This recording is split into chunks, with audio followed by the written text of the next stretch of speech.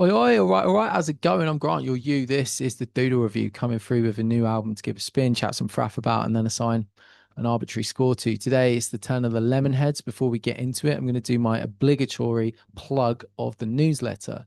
We are building a community around this newsletter. It's getting bigger every week. If you want to join in the fun, find the link down there, sign up. There's a new edition every week that goes through what I've been listening to. It's reviews of genres of all different types, different bands and artists of different sizes, the stuff that I don't get to cover on the channel day to day. And I tell you what is the most important kind of album coming out that week that you should check out on New Music Friday. So if that sounds of interest, you also get to listen to reviews or read reviews of your own time without having to hear me bang on about them. So it's a good win all round. If you want to get involved, the link to sign up is down in the description. Go check it out. Other than that, let's go talk about the Lemonheads. Despite knowing of the Lemonheads for a long time, I've never actually gotten around to listening to them.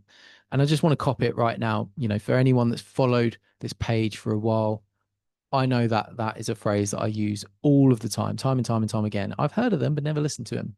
I feel like over the years, I'm revealing more shit that I don't know than I do. But hey, I think it's better to be honest than try and approach each review like I'm some sort of expert. Meanwhile, really, I'm just there like memorizing the band's Wikipedia page.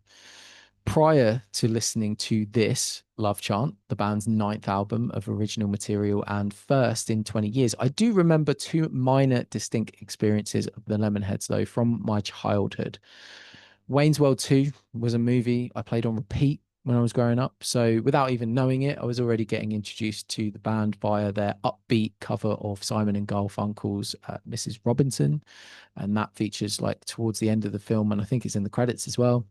Second experience with the Lemonheads was via NME a few years later in the era just before like the internet became pretty much my sole destination for music content. I'd buy the magazine every week, and this was between maybe 2006 and 2008. And I swear back then you wouldn't go longer than 3 months without them doing some sort of anniversary feature on Nirvana. Nevermind anniversary, first UK show anniversary, Reading Festival anniversary, Kurt Cobain's suicide anniversary, the band's first cup of tea at a Little Chef on the M25. If there was an angle, they'd find a way to write about it.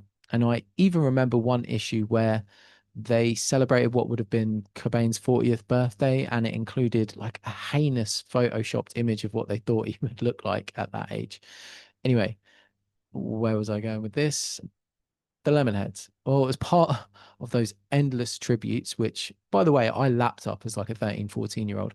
I remember Heads frontman and songwriter Evan Dando would always be one of the supporting pop out interviews within the feature on Nirvana. And it seems weird now that he'd be on the roster of people that they'd call for comment, considering that Dando and Cobain weren't really friends, given the rumors of Dando having an affair with Courtney Love or something. Anyway, this is all useless information, but I'm just giving you some kind of like background on the extent to which I've been aware of the Lemonheads over the years, which is not very much, save for those few things. I guess in addition to the above, you'd also say I had a loose understanding that Dando has had a number of ups and downs related to drugs, which have ultimately led to the band's long times of inactivity, cancelled tours, abandoned performances, and promises of albums that don't always come out. So with that in mind, I also really wasn't sure what to expect from Love Chant, but I'm pleased to say that I've actually really enjoyed it. It might seem reductive to say this, and I certainly don't mean it that way, but this album plays through like listening to an old pro, someone that threw these songs together with a first take, best take philosophy. This is captured in both the writing of some songs and the production and performance of almost everything here. Deep End, Wild Thing, and Cell Phone Blues are musically and in some cases lyrically very simplistic. Deep End uses a simple kind of seesaw back and forth chord progression as the basis of the track, and it's performed with a looseness that suggests the band just kind of found it a few moments before hitting record. And it creates this lazy but assured, carefree aesthetic, which is made even cooler when you get either like Jay Mascis guesting to rip a wild solo out of nowhere or just killer drum fills from John Kent. In this day and age, a song called Cell Phone Blues might seem a bit cliche, but it's played with a slacker looseness and an earnestness of a band emerging from a 20-year slumber that have the naivety that this might actually be the only song to cover the subject. Couple that with the genuine sweetness of the chorus harmony and the fun jam section, it turns a song that could be a complete eye roll into a genuine standout. There are a number of tracks that are more sophisticated on an instrumental level, but the band again do a great job of playing these moments down, sounding like we're hearing a rehearsal rather than the final product. It's such a great feel and probably one of the most endearing things on the record. Be In offers a crunchy kind of no wave noise rock diversion, which works as a great backing to Dando's kind of mumbled depressive delivery and adds a dynamic range to the album ahead of the kind of upbeat cell phone blues that we just discussed. Togetherness is all I'm after is an emotional, sprawling piece, including lots of lingering arpeggios, and again, features Dando kind of half mumbling, half singing. And this just comes off more genuine than if he was like belting any of the lyrics that are quite heartfelt here. Love Chant is an album that is just cool. Whether bearing soul or placing tongue in cheek, the band's delivery isn't precious. Before there's been any time to overthink whether it's a chord change or a vocal or a solo, the band have like already done it and are pretty much over it. And again, this sounds like a negative, but it's not. I absolutely love it. Probably my favorite track that encapsulates the cool of the record is In the Margin. I love that there's probably a world where this could be forced into some like massive grunge track, but it's again just kind of thrown out.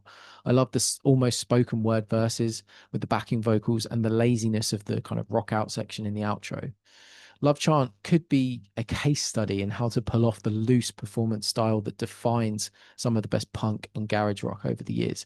I really enjoyed this, and I'm actually looking forward to kind of delving back into the Lemonheads discography in the future. I think I'd give this an 8.7, which feels high, but I really like it. I definitely was surprised by it. Probably one of my favorite rock albums of this year, and would wholeheartedly recommend it if you like that sort of garage rock slash grunge slash punk slash kind of slacker rock energy.